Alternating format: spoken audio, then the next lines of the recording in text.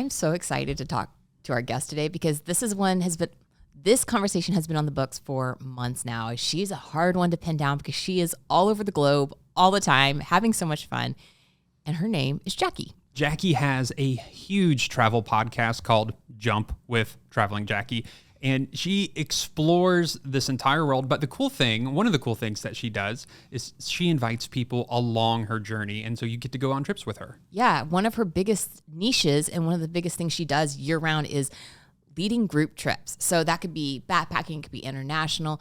I feel like she's been all over. Just following her on social media, I know right now she's somewhere in a truck camper in the American Southwest, but we talked to her back in December trying to have her on the podcast and she was in Patagonia. I mean, she's been everywhere. So I'm really excited to talk to her. I think we have a lot in common as far as traveling by overland occasionally, but also just the desire to see the entire world. So this is our conversation with Jackie, or Traveling Jackie, as you may know her on Instagram, from the podcast Jump with Traveling Jackie. Oh, wait. Before we jump into this conversation, see what I did there?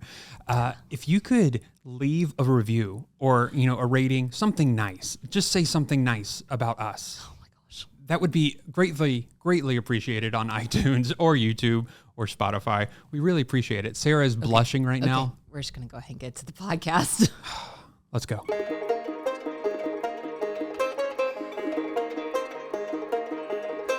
Jackie, thanks for being here. Like, you're in a truck right now in Arizona, and we're in our home in Tennessee, and this is just going to be a fun conversation. Yeah. Yes. No, thank you guys for having me. I know we've all been looking forward to this for a while, so it's nice to finally connect with you. Yeah. First of all, for people who can't see where you're at, you are in a truck camper. So do you want to tell people who you are and then where you're at right now, what that lifestyle looks like for you? Oh my gosh. Easy questions to start, right? Yeah, right. Yeah, so my name's Jackie Nourse, and I've been known for a while as Traveling Jackie on the interwebs, but I've been traveling for like 21 years. Like, I started when I was really young. I was 18 when I first moved abroad, and it's just kind of snowballed into, there were like 4 different study abroads that I did. All of that turned into blog, podcasts, eventually group trips. And that's kind of what has landed me in this travel industry that I'm in, is just the decades of decades. I can say that. It's really weird when you can start measuring your life in decades, but I can do that now. Yeah. I know, right?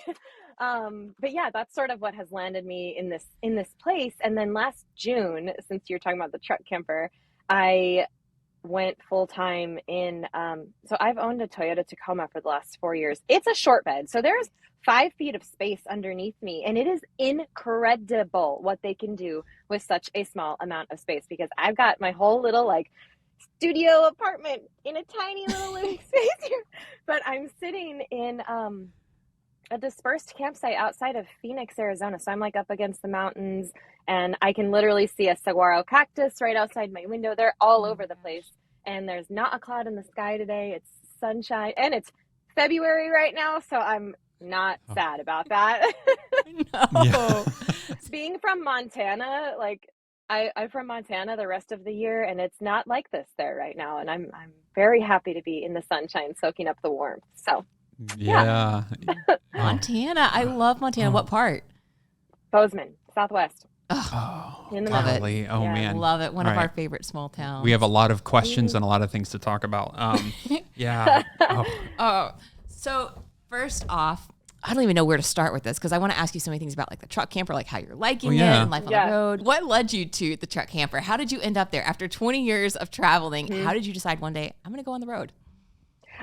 Well, it's been a plethora of things, one of those sort of series of events that led up to this, but it's always been on my mind, and I've been nomadic before. The last time I went nomadic was with a backpack, and I was just sort of, I've done it so many times, honestly, like over the last 20 years, like, yeah, I've lived abroad. I've backpacked for like up to a year at a time. Like, of course, there's that sort of nomadism. And a few years back, gosh, I shouldn't say that because it was more like 9 years ago now. I went nomadic with just a backpack, and it was like 3 years that I was on the road, and it was a beautiful experience. And I ended up back in Montana after that, where I landed in a little studio apartment that just about a year and a half ago, they decided to turn it into an Airbnb. And so I had to move out. And it's interesting because like there's a whole story there that we don't even need to unpack like that whole issue that's happening right now. However, for the last couple years leading up to that, I had felt like there was something big coming for me, like some big change on the horizon. It could be multiple. I don't really know. I could tell there was something coming. And then like after about a year later is when I found out that I was going to have to move out of my place. I'm like, well, this is interesting because I had been looking at truck campers and I mean, I have my truck, you know, and I decided to just get serious about the research. When I moved out of my place, I did try renting somewhere else and it just didn't work out. And I was like, you know what? Now's the time. This is the time. There's a reason that I had to move out, that none of these other, like, you know, I'm kind of running into brick walls in other places. Let's go ahead and do this truck camper thing. Like, now's the time if I'm going to do it. And so, yeah, I got really serious about it and I did a whole bunch of research and I ended up picking 4-wheel campers. I only had a couple of options because of my short bed. There's really only like literally 3 on the market that would fit appropriately in the back of this truck. I think people do it inappropriately where they're just like loaded down with weight and it's hanging off the end and like, all right, fine, but that's like not the game I wanted to play, you know? And so, yeah, I ended up in a 4-wheel campers pop-up Swift, the tiniest little one that they make. It's for a 5-foot bed. It's called a Swift, and it's my first little home. I've never owned a sink before, and I am a proud owner of a sink now, and a stove and a fridge, and like all these things. It's amazing. Yeah. Do you absolutely love life on the road? Because I know to people who may not have ever traveled nomadically before, 5 feet of living area might seem small, but what are your thoughts on that? Do you just absolutely love having everything with you, or do you get claustrophobic, or what is that like? No, you know what? It's just me in here, and I'm a minimalist. So, like, I don't need a lot of space. I love cozy. It's like my favorite thing. I love to be cozy. I love small spaces. And so, my tiny little camper is the coziest thing you ever did see. It's very fitting for me. And so instead of basically putting on a backpack and traveling the world, I gave my truck a backpack and now I get to live in it, which is like a whole different scenario. Like I have absolutely everything I need with me in this vehicle. I can do any activity. Like I have a bunch of gear with me. I'm set up for all of it. And so I'm just adventuring like in a different style, I guess. And I mean, it hasn't come without challenges for sure, but I'm learning a lot and I am the word that keeps coming to me throughout this whole experience is empowered. Like I'm so empowered by everything I've been learning, all the challenges I've been overcoming and the things I've been accomplishing. Like it feels really good. And I feel like I'm just getting stronger as a person, you know, it's like, yeah, I can do this. I'm doing it. I'm figuring it all out by myself. And I mean, that's like the story of my life. So there you go. Sure. I love it.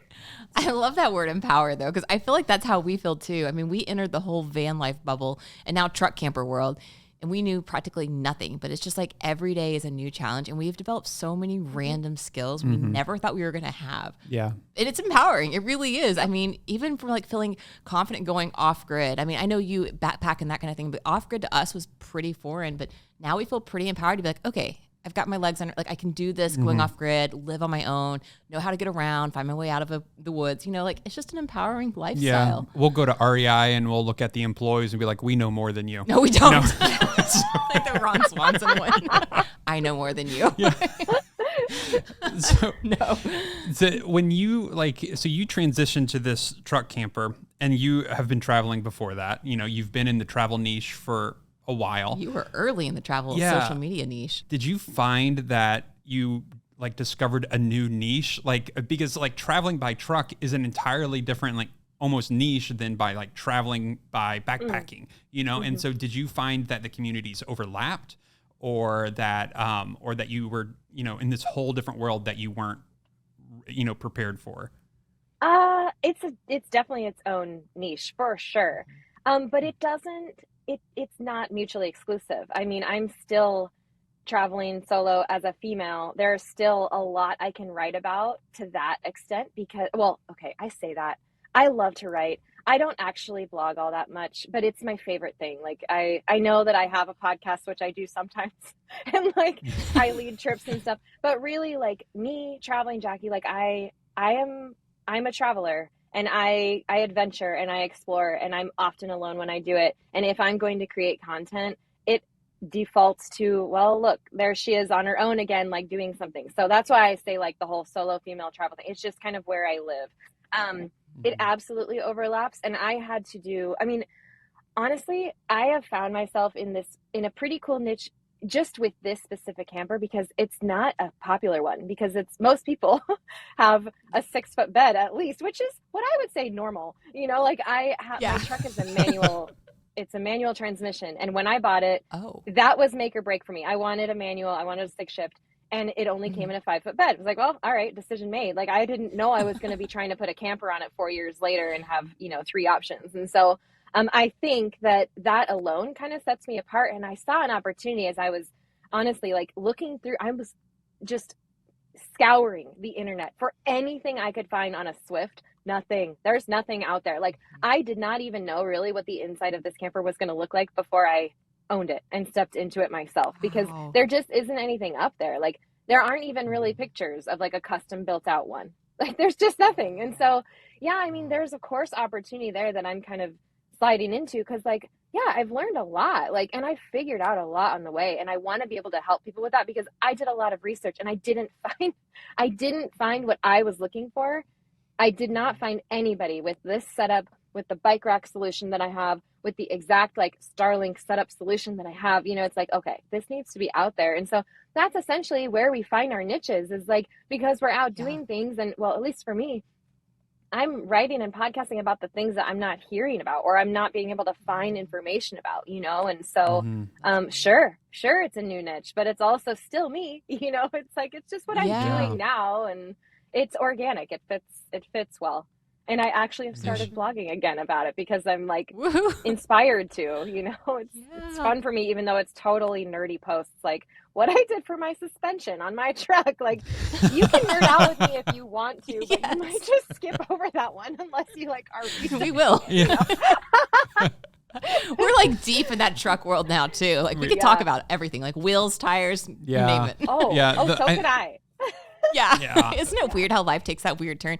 Never saw myself being a mechanic, and here we are. And like, I'm not a car guy by habit, and we'll stop in a parking lot and we'll have a guy come over and he's like, well, nice tires, what are those? And I always have to look at Sarah. I'm like, Sarah, what are these tires? Like, I don't know what this is, Yeah. That's funny, because I've always loved tires. So that's one thing, even before, like, I finally got I have a pair of BFGs, KO2s, like all terrains. Nice. Like, I love them. And I've had my sights set on them for a while, and finally I was like, dude, I'm doing it. Like, my truck looks so good now.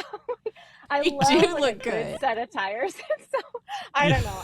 I definitely know what I have, but again, it came from research. Like, I compared that set with a bunch of other tires, and I read a bunch of blogs, and like, I know exactly why I have them and what I expect from them. And I mean, that's the part that goes into the research that like has been so inspiring, because I've learned so much. I speak languages I didn't speak before about suspension and like, I mean, compressors and all these things, battery, like amp hours, you got it. Mm-hmm. Yeah, we get it. Yeah, no, we totally I think that's it. awesome. And then you're sharing it with the world via the blog. And are you doing any podcast episodes on your new truck camper?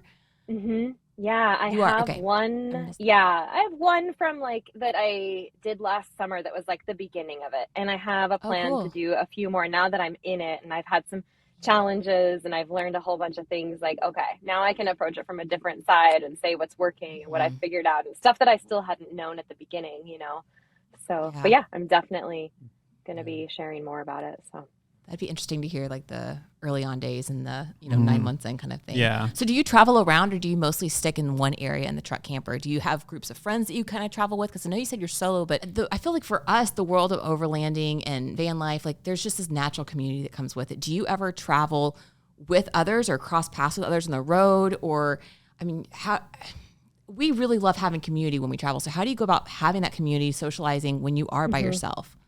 That's a really, really good question, because it's really important to me too, to like be with my people. It's actually being out. I'm calling it out, quotes out this winter, instead of back in Montana where I have like my hockey community and my friends and like everybody, people was one of my biggest, I guess, concerns, was like because I've been there, done that. And I know how I get when I'm not around my people that I can just go have a glass of wine with, just hang out or take a hike or whatever it is. Like I need my people. And it's part of the reason that I chose to come to this area, like the Scottsdale area outside of Phoenix, because I know so many people down here. And the more, I mean, the wildest thing about being here is that I also have had so many people come visit, which I know sounds strange. Like it's not like they're staying with me, but like they've come through Phoenix, right? It's like, whoa, because that doesn't happen in Montana. Like people don't go to Montana in the winter unless they're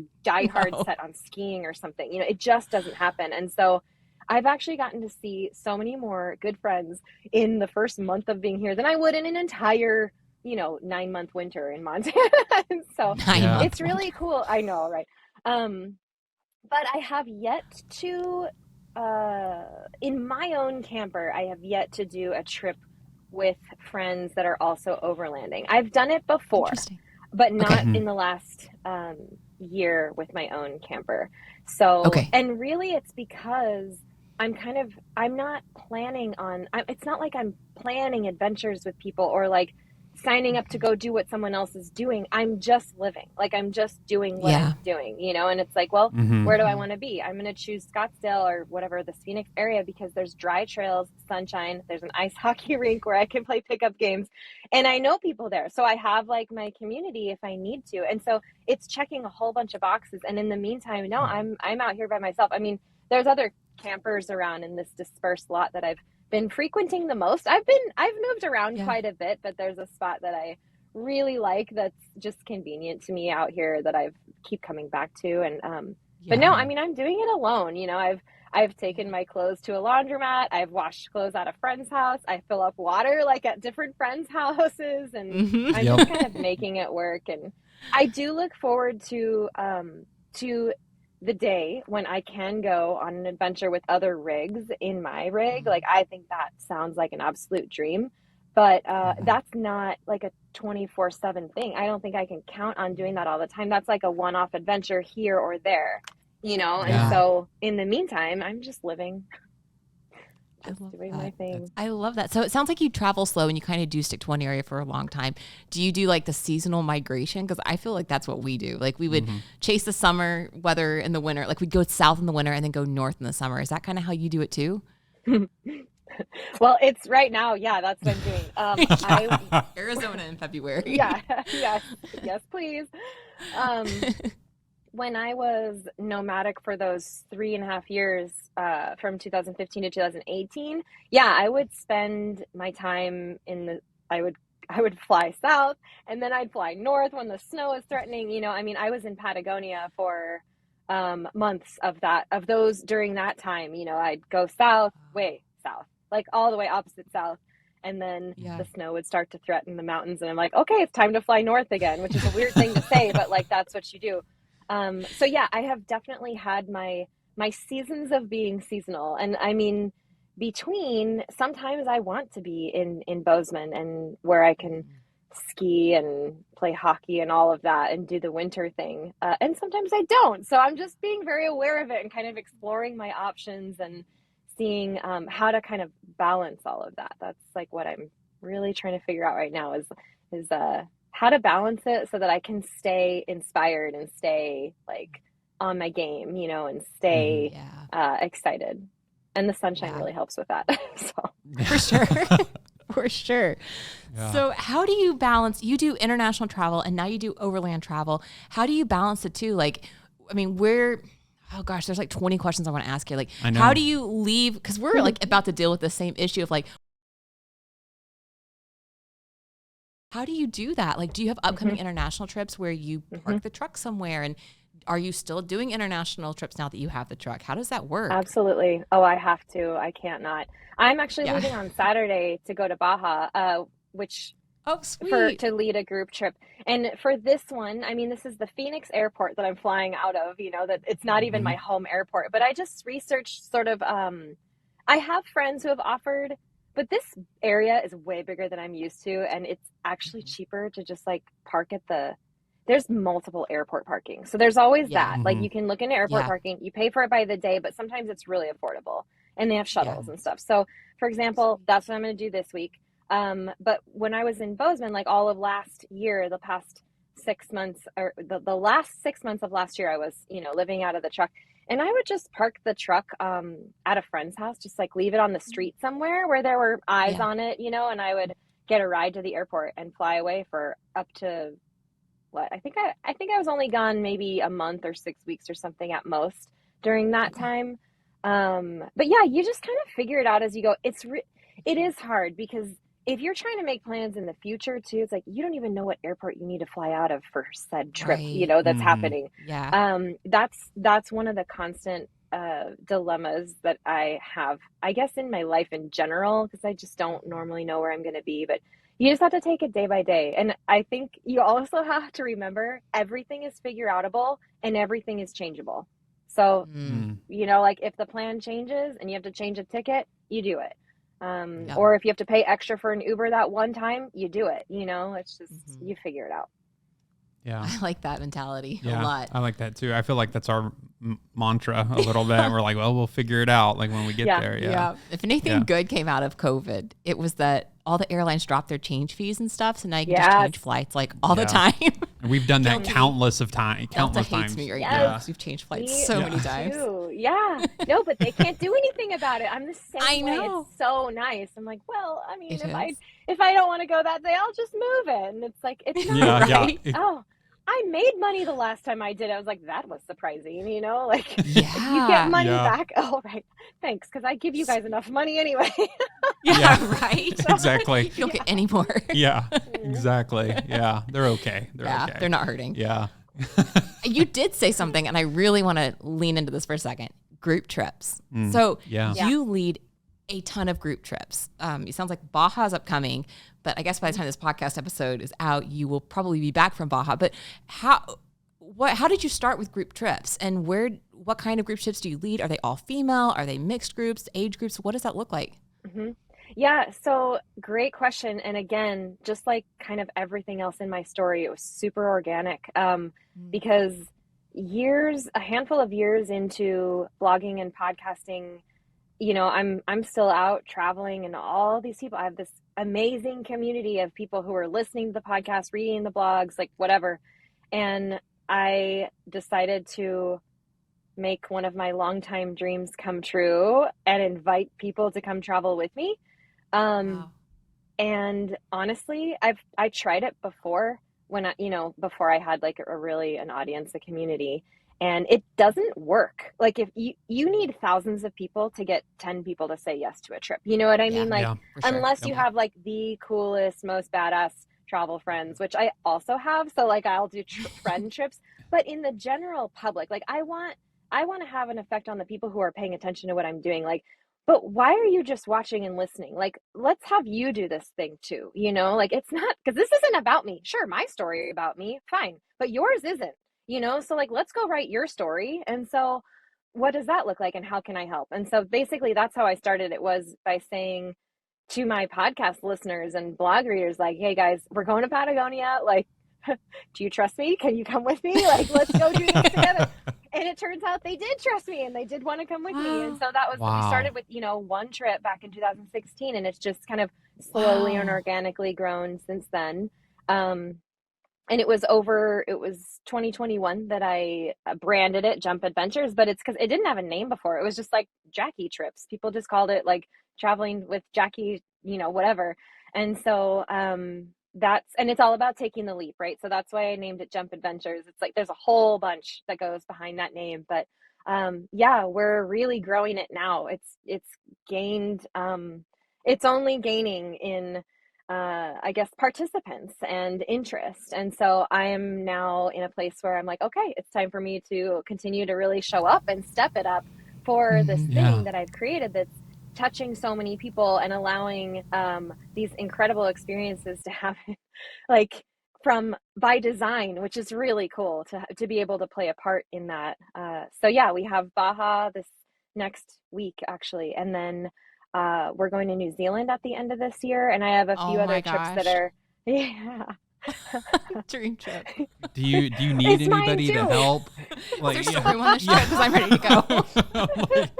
Have you been yet? Have you been to New Zealand? No, and that's why we're going, because Wow. I turn 40 at the end of this year, and I wanted Okay. to do New Zealand for my 40th birthday and thought, well, why not Wow. invite a whole bunch of fun people to come with me? And so that's exactly what How I did. fun. Yeah, so we're doing that, and then we have a few other trips that are still to be launched that are coming out for later Okay. this year as well.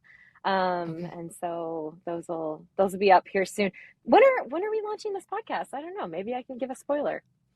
Yeah. Probably in 3 weeks. Probably like 3 weeks.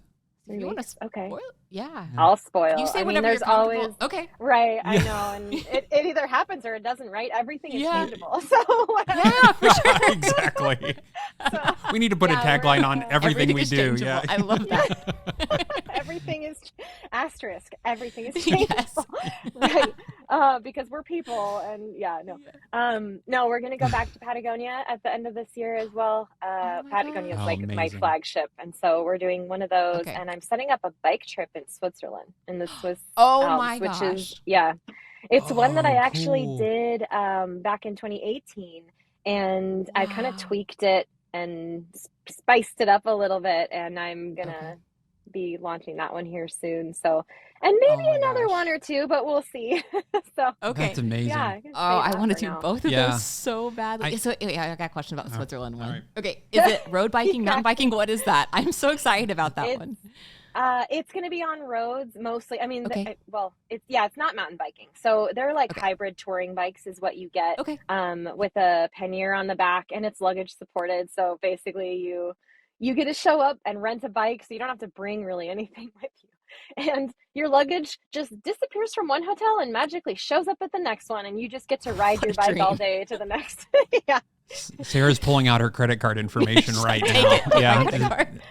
Yeah. That sounds Yeah. so fun. In Yeah. Switzerland of all places. That does Yeah. that sounds a lot of fun. Oh my gosh. You have no idea how tempted I am to join that trip once it launches. that's actually really tempting. And I feel like like Jackie, this is the first time we've ever talked to you like in person, but I feel like you're that type of person, like you don't even mean to, but you slip up and you say things, and I'm like, oh, this woman is probably one of the most interesting women I'll ever meet in my life. Like, it's just like you do all these different things, and it's really, really inspiring. Yeah, it's inspiring and interesting. And are you solely like planning these trips by yourself, or do you have a team, or do you work with a company that puts everything together? How does this work? You know what? It takes a village. And it Yeah. always has. Everything does, right? I would say I am the designer. I design the trips, but I always work with partners on the ground, local people. I really believe in that. And so we use local guides, we use local companies, and I connect with all of these people by going to industry conferences for adventure travel all over the world. And so I've been doing that for 9 years. And so and every year I meet more and more people. And so I have a really, really, really big, incredible vetted network of operators all over the world. And they've become my friends. And I mean, these are the people that I get to design these amazing trips with. And I've been working on the team aspect because it's been me for a long, long time.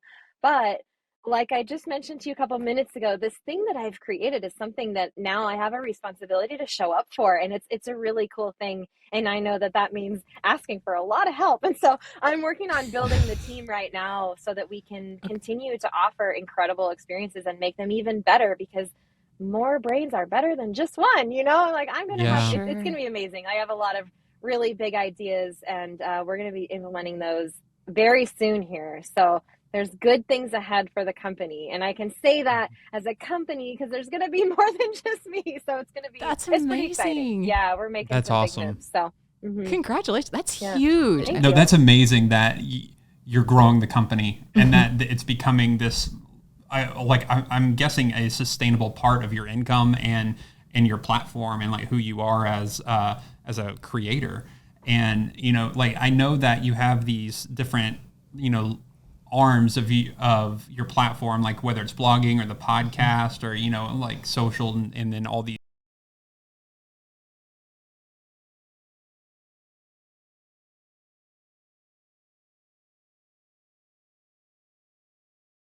Like why do trips matter to you?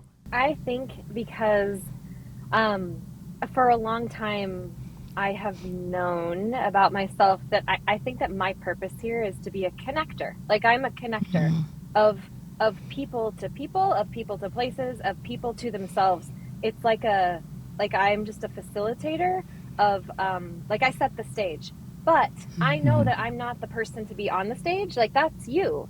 And so I know what my role is. Like to me, it's very, very clear what my role is. Like I am an expert at setting up that stage. It's my responsibility to set the right one and invite the right people. But the response to the invitation is up to you. So when I say, here's this thing that I've created, do you trust me? Like wherever you are, like if this speaks to you, you should be the one to show up, but it's up to you. It's up to you to do that. Like I've played my part as far as I can, and the rest is up to you. And like, I know that that's my purpose. And so that's where the group trips thing where it really became a thing to me. I think I've known for a really long time that I wanted to take people on trips, but more recently I've understood what the purpose is. It's because I have experienced such profound, my adult life has existed internationally since I was 18. And so I have experienced more than the average person of what it feels like to live and grow and be challenged and accomplish things on the road, because that's where I've lived for the past 20 years, and so but I know that like that's a thing that I have earned the right to know, and I want to show you what it feels like to know that, and so that's why I'm constantly inviting people to X, fill in the blank, whatever it is, even if it's just picking up your earbuds and starting to listen to a podcast. Like everything starts with just an invitation, and that's my role. Like that's what I can do. I can put my expertise forward and then see how the people who listen and who are following and who are paying attention can show up for themselves to then write the story that should be about them, right? I absolutely love how you said that invitation. I'm like, I'm ready to go with you. I'm like, let's go. Like I feel empowered, and I understand. I understand why this side of your business is just thriving. Because I mean, I do feel welcome and a part of like, yeah, Jackie's one of my friends now. Like I'm ready to go to Baja or New Zealand with her. So we need to get off this call immediately. So thanks for being here. Like we'll just like, you can have all my money. Just take it. Are you an introvert or an extrovert? Oh my gosh, that's such a good question. I was curious about that because you spend a lot of time alone, but also with people. Yeah. Interesting. I am an introvert. Okay. And thank you for asking, because I don't know if I mean, that's something that through a podcast, you don't necessarily know who someone is, right? You hear them, but I'm talking with one person right now, or well, there's two of you, but we're having a one-on-one essentially conversation. Like we're not in a group setting. And so you can come across way differently than, like I get on my group trips and I'm like, okay, like let's talk about you guys now, like it's not meant to be about me. Like I have to have my alone time. So yeah, I would say, I mean, at best I'm an ambivert, like I'm both, but I don't think so. I feel personally like I lean more towards introvert. I love my alone time. Like I love quiet. I love quiet and I love having my space. And I mean, just as much as I love really loud music in my ears when I'm on the trail, running or whatever it is, like I do have to have that alone time, but yeah, it's interesting how that then comes to play when I'm doing these group trips where I'm actually the leader. I'm not leading all of them anymore, but that's a challenge for me. It really is, because I think people just don't think about that part. It's like I'm still showing up as me, and so it's interesting. But yeah, I think I'm more introverted than anything else. Thanks for asking. Yeah. It is, right? Yeah. That's really interesting. So I do want to ask again, I don't know if I asked this yet or not. I meant to. What are the demographics of your trips? Like if somebody's listening, they're like, oh, I really want to go, but I'm not sure if I qualify for the trips. Like, is there a certain age group you guys always go after? Are they designated by, all female or mixed? Or like, what does that look like? You tried to ask that and I didn't answer you. So did I? I couldn't remember if I asked you or not. You did, so but I didn't get there yet. So no, we're not exclusive. So everybody is welcome. We have one hard rule that is 18 and over, because we're not babysitters. So yeah, you have to be able to sign your own paperwork, etc., and be responsible for yourself. And it doesn't count if you're with a guardian. Everybody has to be 18. So, and we've had a couple of 18-year-olds. So we've had from 18 all the way, this is going to blow your mind, to 78. Oh my gosh. Incredible, right?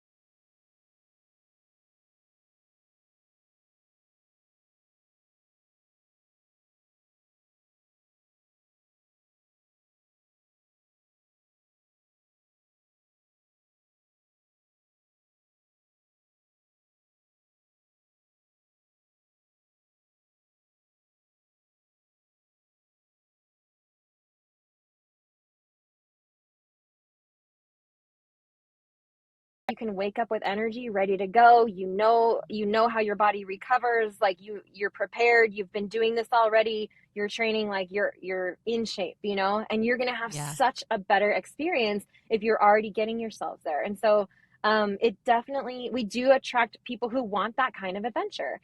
And then the really cool thing about that is when everybody shows up, they are ready for adventure. So back to our everything is changeable thing. If the weather is bad and we have to move a route or do something or delay or whatever, everyone's like, hey, it's just part of the adventure, So it's pretty cool, the people who show up and the mindsets that they have and the way that they're ready to just tackle whatever it is that, comes across their trail. It's really amazing. So what would you say to somebody if they're pretty physically fit, but they're still nervous? They're kind of nervous to take that jump. Maybe they're just shy, or they're kind of nervous about their physical abilities. They've been training, but they just don't feel quite confident. Do you have any words of like affirmation for these people, like just do it kind of idea? I can say all of that, but what I really know is that you're the only person holding you back from what's on the other side of that fear. And what is on the other side of that fear is reward. And I know that from experience.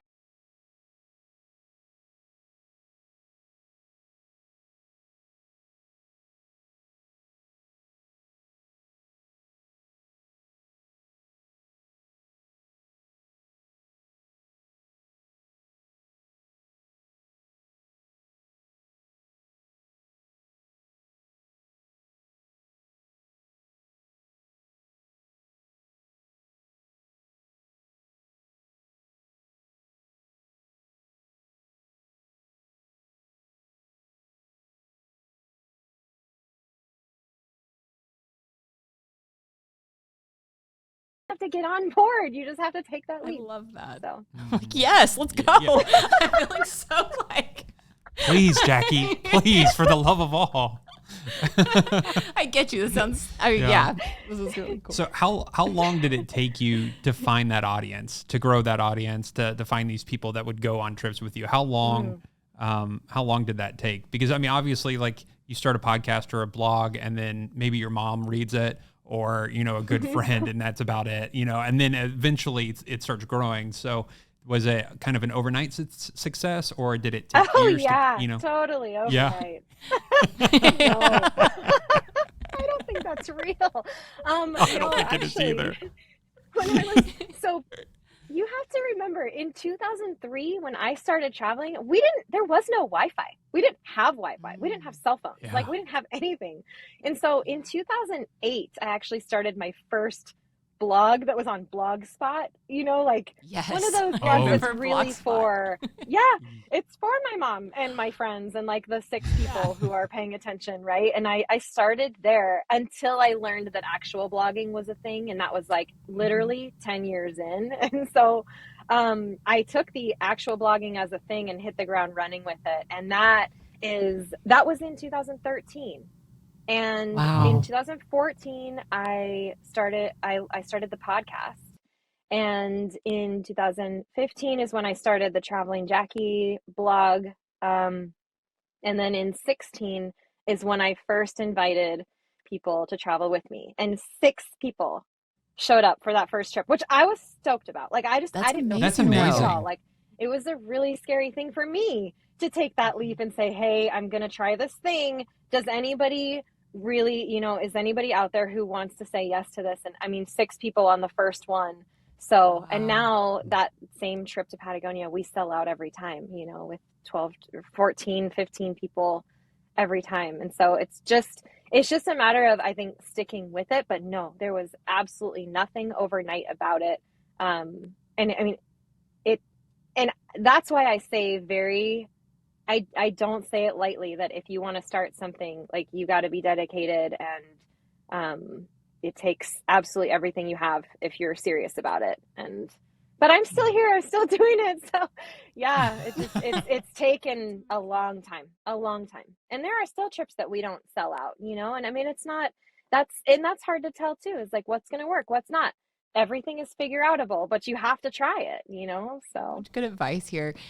Where do you want to go?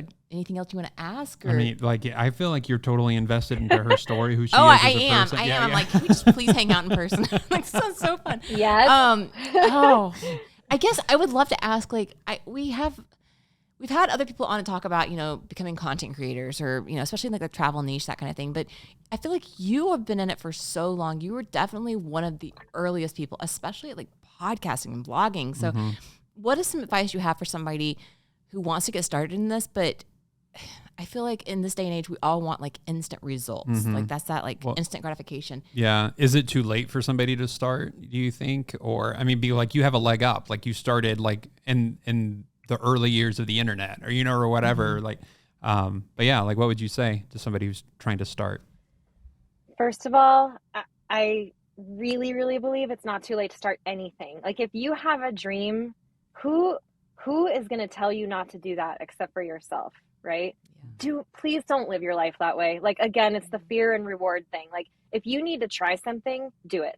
But just know that if you want to start a podcast, it's really hard and it's really scary. I mean, you're putting yourself out there all the time, and people will say whatever they want about you. And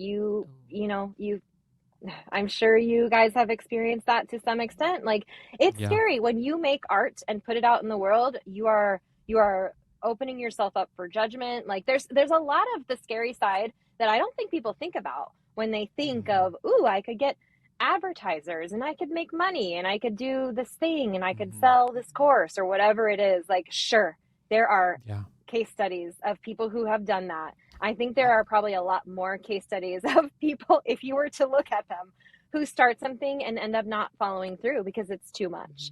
I cannot believe I'm still podcasting after this is my 10th year, which is just insane. Wow. I mean, like, congratulations. Oh gosh. Well, thanks. I almost, it's weird because I never like wanted to be a podcaster. It was just a really, really good piece of advice that I got early on and that I followed. And when I say I'm going to do something, usually I stick with it, And so, but what happened with mine was that I understood early on that was the thing that was setting me apart, because I was the only solo female, like, independent travel podcaster out there at all. And so I think there was a need. Apparently there was a need for that. And so that's why it set me apart, and that's why I'm still doing it. And I understand that I, maybe came across that piece of advice right at the right time, and I said yes to it. But that was my story. I mean, again, like, that's my story, and I'm doing with my story what I feel like I need to be doing with my story. But this is your story. Like, you're the one who writes it. What are you going to say yes and no to yourself about? Because really, it's not about what anybody else thinks. Like, you need to do what you need to do with your life. Jackie, this has been such a good conversation and so inspirational. And I know we could talk forever, but I guess we should, I don't know. How should we end this? Well, Jackie, all right. I still have questions. All right, let's go with two last questions for you. One, like, we know you're going to Baja, But is there any other trips on the horizon that you're excited about for this year, or maybe next year? I mean, New Zealand, I guess, but is there anything else that that you're excited about going to? Yeah, definitely. I'm going to Europe for at least a month, 6 weeks, maybe 2 months, Nice. coming up here next month. Wow. And I'm gonna do some cycling and hanging out with my friends. And like, I still travel for me on the side, which is Good for really you. amazing because That is that's amazing. important to me. It's like Yeah. that's part of that balance that I'm really looking for um, is yes, when they say don't mix your passions with your work because it'll become work for you. I mean, Mhm. I don't necessarily believe that because I love what I do. However, Same. there's just like an addendum to that should be that you need to remember what it is that you love about that and continue to seek those things out so that it's not all Mhm. work. And so that's the balance that I'm also Mhm. constantly trying to find. And yeah, so I'm going to go to Europe without without a group trip for a couple of months and just kind of go and I mean there will be some scouting involved and there's going to Yeah. be some birthday celebrating with friends and other things, visiting some people that I know in Europe. Like it's just I need to do that for me. So I'll Mhm. go do that for a couple of months and it's going to be great. And I mean, yeah, there's conferences I'll be attending and in different countries and other Yeah. things going on throughout the year that of course I'm looking forward to because this stuff still lights me up. And then Yeah. at the same time being able to kind of take breaks from being truck camper living, which I think Yeah. is really important, like It is. something that you love, you need to distance yourself from it so that you can remember why you like it. And being Yep. We get it. Yeah.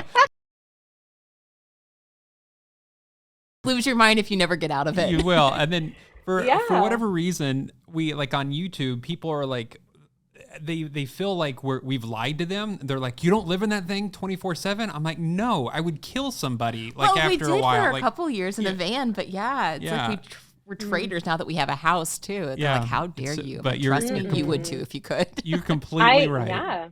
hmm Yep. I want I want to get a house. I just don't know where it should be. There's things. Yeah. But Mhm. yeah, absolutely. Like this is an adventure life, but I don't know I mean, I'm not prepared to answer like how long are you going to be doing this? Well, until it feels like I should be doing something else is the answer to that. Good. But like what happens then? I'm not really sure. We'll see when we get there. But yeah, I think everything is especially the way that I live my life. It's like I mean, it's kind of like a constant adventure, but it needs that balance. It needs those international trips. It needs the domestic Mhm. trips. It needs the truck life. It needs staying in actual solid walls that don't move with maybe a Mhm. laundry machine here and there. Like What a there's luxury. right? I mean, there are so many things people take for granted. And when you For turn those sure. things into an adventure, wow, life really gets spicy. It's so much fun. Mhm. But yeah, no, I think that really it's just about finding that balance. Like that's my word for 2024. And that's what I'm really trying to do is just like find that balance. And it's gonna be a mix of being in the States, being abroad, living in the camper, not living in a camper, possibly renting something again. I haven't in over a year. So that'll be like even an adventure in itself for me. I don't know how that would feel, Mhm. but we'll get there when we get there. Everything Yeah. it's gonna work out. So Jackie, thank you so much for being here. Can you tell everybody who's listening how they can find you? We'll link everything down below, but just tell them where they can find your podcast, your blog, Instagram, and your trips, and anything else I yeah, may have of missed. course. Yeah, so I'm traveling Jackie and you can find me on Instagram. It's the only place it's my only socials really at traveling Jackie. And travelingjackie.com is that blog where I'm writing really cool stuff about truck suspension. Uh, and then jumpadventures.com is my company and you can find us also on Instagram at jump. It's actually jump.adventures right now on Instagram. But yeah, you can find everything through Traveling Jackie, whichever way you look for it. And the podcast is called Jump with Traveling Jackie. So it's all connected. And when you find one, you find all of it. Good. Love it. Awesome. Easy. Yeah. Thank Hey, thank you you. so much for Thank being you. here. No, thank you guys. This has been really fun. A really great way to start my day. So thank you. Good. Well, safe travels and we'll talk soon. Thanks. Thanks for listening to What No One Tells You with Chris and Sarah. If you have a comment or question that you want answered on the air, be sure to send us a message to hello@chrisandsarah.com, or you can call or text our phone number at 423-825-9572. Thanks for listening.